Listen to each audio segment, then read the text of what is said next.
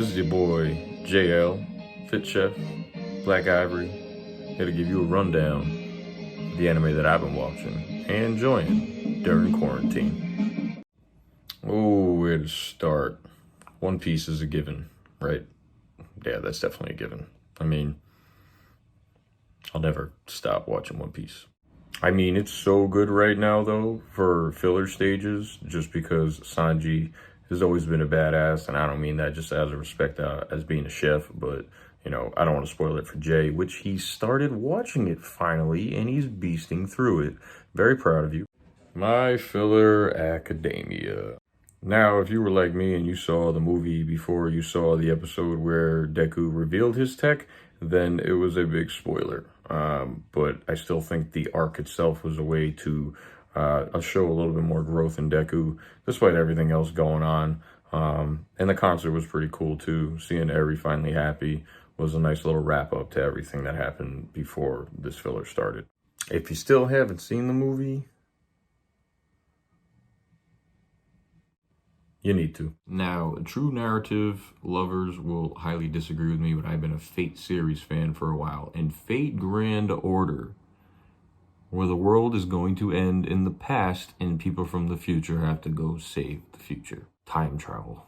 I just love the fact that Mesopotamia is such a large part of human history, and the fact that evil itself would choose to be there to kind of stop the world from developing. Like, that says a lot. I think the creators pulled something pretty deep cut from our own history into it. Gilgamesh, still a badass. All the characters, mostly females, which I grew to notice as the anime went on and on.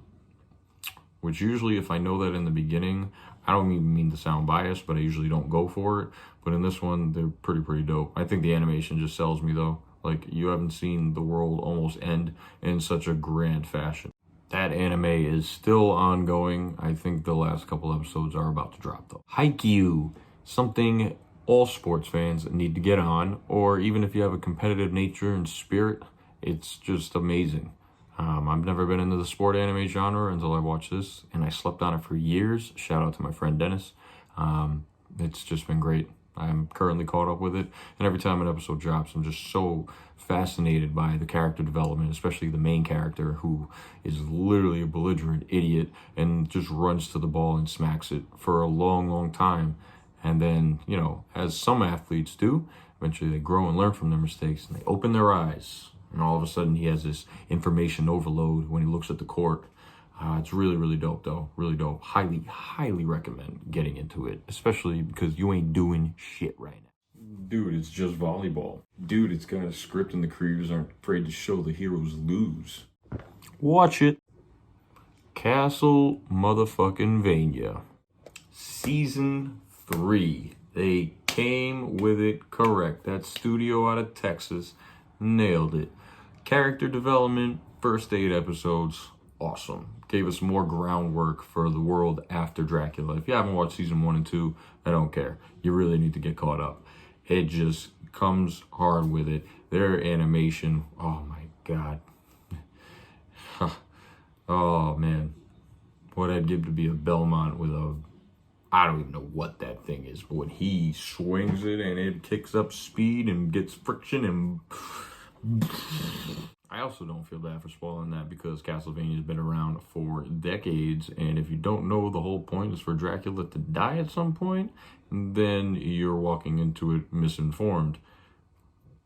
Everybody kills Dracula every time. And then finally, more recently, I've gotten into Beastars, a Netflix original that just dropped, which is about herbivores and carnivores coexisting in high school.